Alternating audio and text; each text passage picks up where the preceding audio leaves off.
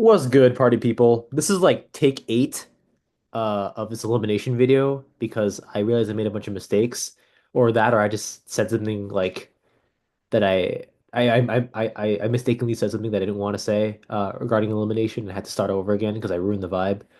On top of that too, I have the hippopotamus for Christmas song stuck in my head, so today's not a good day. But anyways, let's get this nonsense over with, yeah? So elimination, what is that? It's a reaction where you're putting a double bond onto something. If you ever see a starting molecule that doesn't have a double bond and it somehow ends up with a double bond, there's a very high chance that there was probably an elimination reaction in there. And so you need a couple things for elimination reaction. First and foremost, right, you need a leaving group. Secondly, you're going to need some hydrogens. In this case, right, it doesn't matter really what hydrogen you choose. They could be any hydrogen. And thirdly, you need a base. Now, the base is first going to come into here. It's going to rip off an H. This is going to collapse into here, and this is going to make the leaving group leave. I'm going to highlight this in yellow. Another important thing to keep note of is that between the leaving group and the hydrogen that's being stolen, the proton that's being stolen, you need at least a three bond distance. Exactly. No more, no less. One, two, three. It doesn't really matter with any of these other hydrogens too. It can be one, two, three, or it can be one, two, three. Okay? Then from there, you'll end up with this bad boy of a molecule. You end up with this. Right? And then you end to have this. And that BR is kind of floating off on its own, chilling, vibing.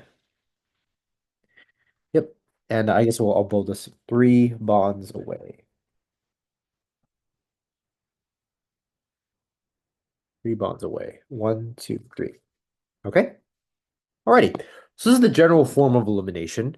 And from here, we'll go on into some examples, right? So I want you guys to quickly kind of pause the video right now and see if you can figure out all these problems on your own. Okay? Cool. So let's do this, shall we? Base, we have a base right here. It's going to come in here, grab this H, it's going to pop off. This is going to pop off onto here, and you'll end up with this. Yep. And then for over here, right, it's going to be very, very interesting. I didn't draw the H's in for this, right? But hopefully you've already drawn them in. Whoops. Didn't mean to do that. Right. You have a base. I didn't draw it out here, but, just assuming you need a base, right? This is going to pop off into here. This pops off onto here. You end up with this funny looking thing right here. Yep, it's an alkene. H right here, H right here.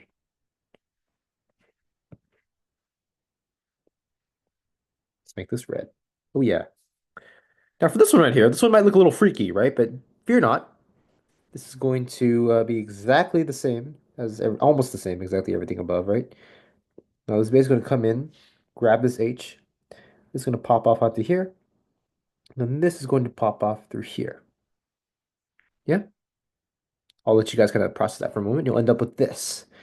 Looks a little weird, but it's a product. Okay, cool. And so you can just use generic bases for now. There's some other things that we're gonna get into later that involves specific type of bases and what type of products they generally favor and they generally tend to form. And so, with that being said, right, if you're curious about this particular question right here, just let's run through everything right here. Right, we have an H, you have a leaving group here, you have a base, and this H is one. Hold on, sorry, one, two, three away. Yeah, it could be any other H2. One, two, three. In this case, one, two, three. Or sorry, oops, let that fade. One, two, three. Yep. Okay. Cool. You form a double bond. Lovely. Okay. Cool. So, there's two different types of elimination reactions. They're very akin to SN2 and SN1. And E2 and SN2, right, have they're basically very analogous to each other, right? So elimination two reactions, E2 reactions, right, are very fast. E1s are slightly slower. So E2 is basically what we've been doing up here the entire time. It's very fast, it's quick, right? And the thing that enables E2, right, is stereochemistry.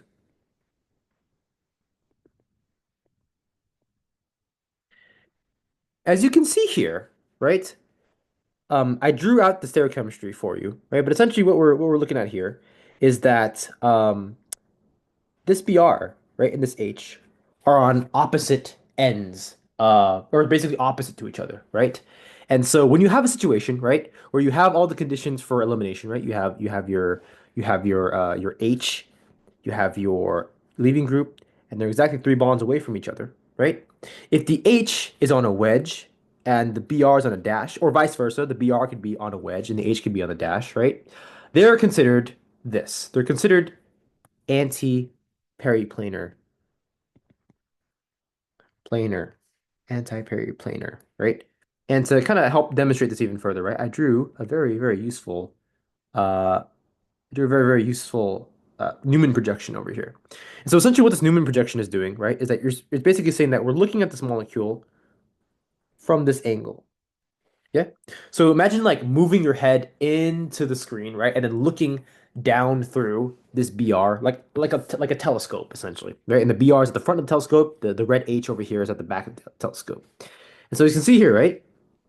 These guys are exactly to the opposite of each other, right? This guy and this guy, right? The two substituents that are going to be involved in the elimination reaction. These two bad boys right here, right? They're anti-periplanar to each other. This is called anti-periplanar. Yep. And though that will enable the E2 reaction. So basically all this stuff right here, right? All this stuff was anti-periplanar. Yeah, I didn't draw the stereochemistry here, right? Because in some cases you don't really need it. But this is kind of drawn out for you to see.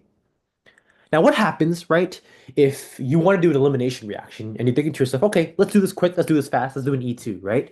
But unfortunately, you end up with a scenario like this one right here, right? You end up here. What's going on here? You have an H, right? You have Cl, right? They're both within one, two, three. Distance from each other is 3, right? However, right, this is a CH3. This is an H, right? And the Cl and the H are on the same side, right? As we said before, right? It needs to be on a wedge and a dash, or a dash and a wedge, right? They have to be opposite to each other. So, what happens here, right? What happens here? Sorry, give me 1 second. I'm trying to close my door. So sorry about that. My family's probably telling me to shut up right now because I've just been talking about Oakham for the last like 60 minutes straight, hour. But anyways, sorry about that. So, um, oh my Lord. I always hate it when it does that. So I drew I drew the Newman projection of this, right? And this is, I believe it's going to be, yes, it's going to be looking, we looking through here. Yep. And so looking through here, right? Which means that this part right here is this part right here is this Y at the front. And this part right here, right, is this in the back. If you're wondering what this is terpene toxic. This is just a bunch of CH3s. Yep. And so as you can see here, right, these are not anti-periplanar to each other. In fact, these guys are like kind of like at a weird crooked angle. So this is not anti-periplanar.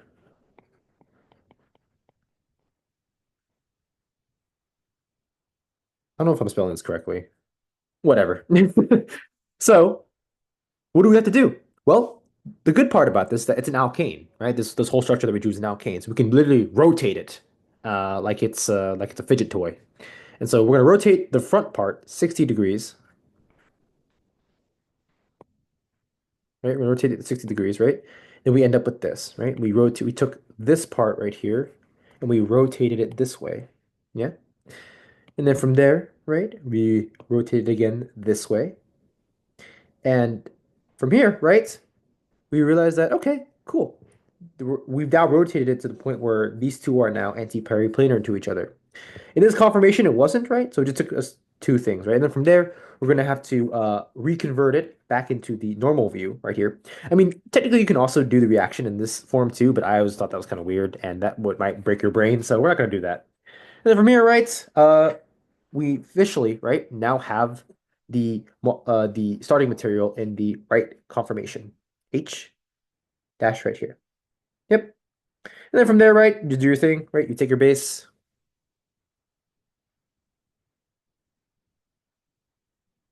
steals that there. This pops off in here, and this pops off right here. And from there, you end up with something like this. You end up with something like this. Yeah.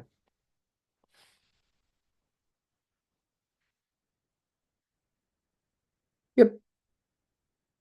Oop. Almost forgot this. So yeah, eliminations reactions can only occur, right, if you're anti-periplanar. And E2, right, is when you don't have to do any prep work and it's already anti-periplanar for you and you just do the reaction. E1 is if you have to like do some manual rotating and then from there you'll get it. And so that's basically the most probably one of the more complicated parts of elimination. From here, we're gonna move on to selectivity. At least I think that's what the phrase is in this context. Would you please comply? Thank you. Okay. So, as you can see here, right, we have a molecule and we have a bit of a problem with this starting material, right? I'm gonna go ahead, I'm gonna draw the problem for you. Hmm,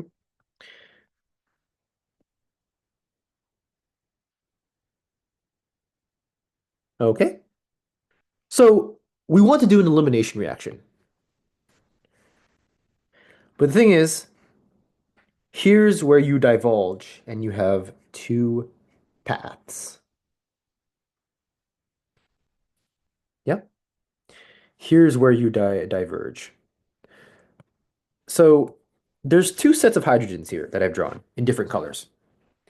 And your Cl, right? You have a Cl, this is the leaving group, and you have H's, right? Now here's the problem. One, two, three. So this is a legal set of hydrogens you can attack to initiate elimination. You could also these ones too, right? One, two, three. Huh. That's weird. Because you could potentially end up with two products, either something like this, right? Or something like this. These are two separate products. How do you know which one you're going to end up with? Now, the key to that is essentially, right, what type of base you select.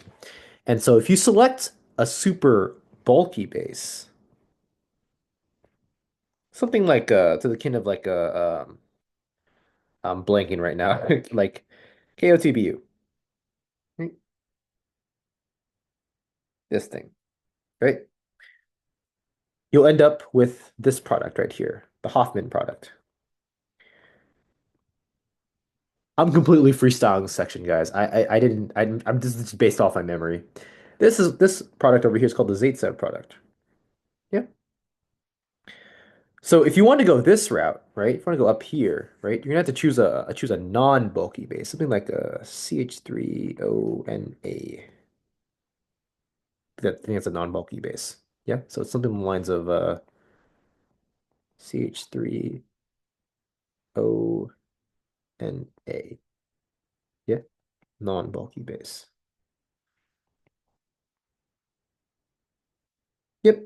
And the real logic behind this, right, is that I every single time a base or a nucleophile goes and does something, I try to imagine fighter jets or if you've seen Star Wars, right? You remember when Luke Skywalker did the trench run where he like took his fighter and he like flew through the grooves and the trenches of the Death Star, right? So if you're piloting a fighter jet, right? Um, if you have a smaller fighter jet, right, you can basically just kind of like you can kind of sneak through, right, and attack uh no matter what the obstacles are in your way, right? And so this non-bulky base, right? Non-bulky base is going to favor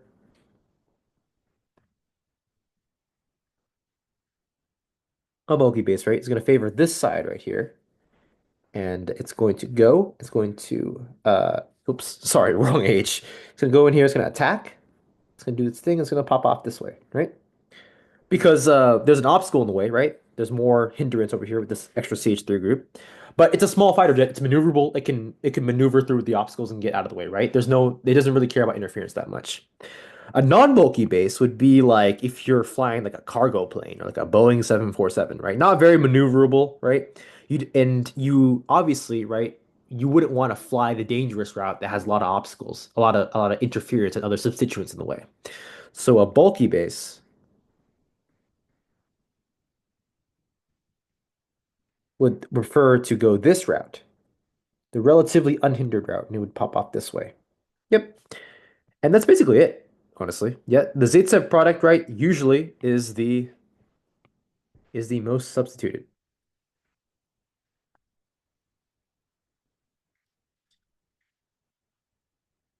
Most substituted, yeah, because there's less H's here. Meanwhile, the Hoffman product, right, least substituted. Yeah, it's got more H's on this side. H, H. And that, people who are watching, is, I'm pretty sure, all you need to know about elimination for this class. Um, wow, that took a lot of takes. But hopefully you found this helpful. If you have any questions, feel free to reach out to me. Um, I'm going to sleep, so I'll catch you guys later. Thank you so much for watching.